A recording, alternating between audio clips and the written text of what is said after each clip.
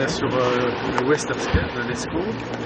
Donc là, il y a un cargo 200 mètres de long, 16 nœuds. Derrière lui, un cargo 300 mètres de long, 16 nœuds.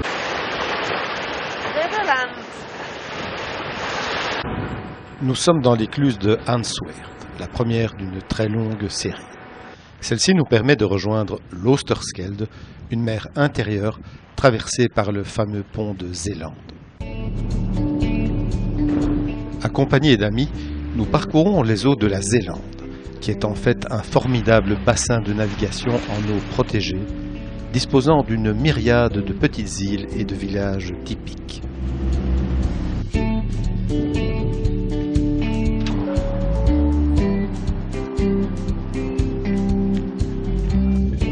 Nous connaissons bien cette région puisque c'est ici, en Zélande, que nous avons tiré nos premiers bords sur des petits voiliers il y a de cela bien longtemps. Mais la Zélande ne sera qu'une escale, car notre but reste le nord, la Scandinavie, la Baltique. Et pour cela, nous allons emprunter la Stand-de-Masterroute, autrement dit la route mât-debout, qui traverse les Pays-Bas de part en part.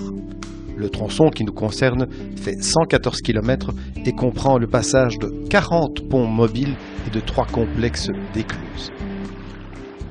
Certains ponts sont basculants, comme celui-ci, mais il y a aussi des ponts tournants et des ponts qui se lèvent. L'idéal est de faire ce trajet le week-end, car alors des convois sont organisés pour les voiliers et l'ouverture de la plupart des ponts est coordonnée, afin d'éviter de trop longues attentes. Ce qui n'est malheureusement pas notre cas, et il nous faut à chaque fois appeler à la VHF, attendre, s'amarrer temporairement. J'ai d'ailleurs passé pas mal de temps à préparer notre itinéraire et les horaires de passage. En outre, avec notre tirant d'air de 20 mètres, nous sommes parfois obligés de prendre les écluses commerciales au lieu de celles allouées à la plaisance. Parfois c'est vraiment tricky, hein, comme ici là. Une péniche porte-conteneur, ça s'appelle. Moyennant un tirant d'eau de maximum 2,50 m et une vitesse à minima de 9 km/h, ce passage peut s'effectuer en 24 heures. Mais ce serait tout de même dommage de ne pas profiter de quelques belles escales. Encore une écluse à passer, Julianasluis, avec une écluse et un pont ouvrant. C'est juste avant Gouda, et en néerlandais ça se dit Gouda. Bien, nous sommes dans le port d'une petite association dans la ville de Gouda. Je ne sais pas si c'est digne d'Idemo ça, être amarré comme ça à je ne sais pas quoi d'ailleurs. Le Havenmeester est très gentil. Mais le Havenmeester, le chef de port, est très gentil.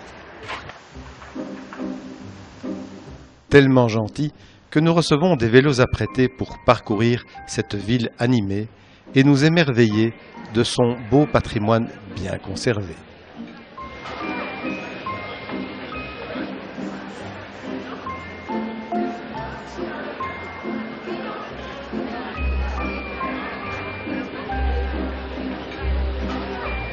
Ici, nous sommes à la source et en grands amateurs de fromage, nous allons bien évidemment faire le plein de fromage de Gouda aux arômes d'ortie, de cumin, de poivre, de moutarde et que sais-je encore.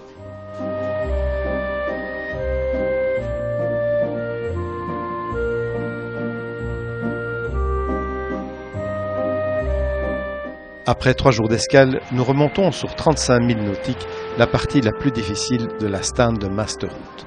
Cette route passe par des obstacles importants, comme ici le pont de chemin de fer de Gouda, qui devrait s'ouvrir à 17h27 précise. Ce pont ne s'ouvre que quelques fois par jour, 4 ou 5 fois. Derrière, il y a le pont qui tourne, et celui-ci doit encore se lever.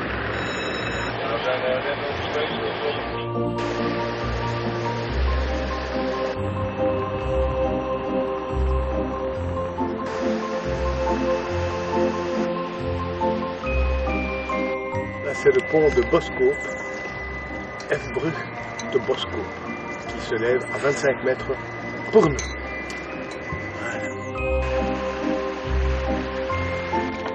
C'est absolument enchanteur de passer par ces canaux étroits et de contempler toutes ces jolies maisons au bord de l'eau, magnifiquement entretenues. Parfois, on voit même l'intérieur des maisons. C'est très dépaysant, mais aussi très fatigant. Et ce n'est pas fini.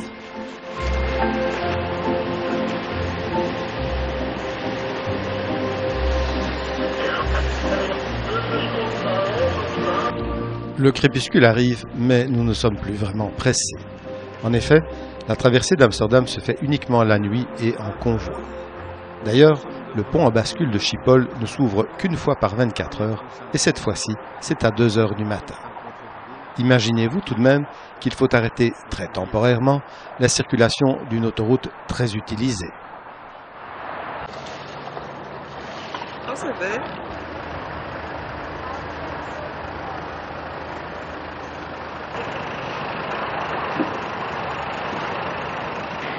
La traversée d'Amsterdam est une aventure en soi. Il est possible de l'éviter en passant par la ville d'Haarlem, ce qui constitue un détour d'une vingtaine de kilomètres.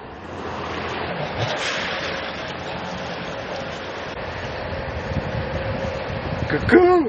C'est crevé. Là, des maisons sur l'eau, tiens. Après une très courte nuit, il ne nous reste plus qu'un pont avant de rejoindre Leijn, c'est-à-dire le canal de la mer du Nord et la marina d'Amsterdam.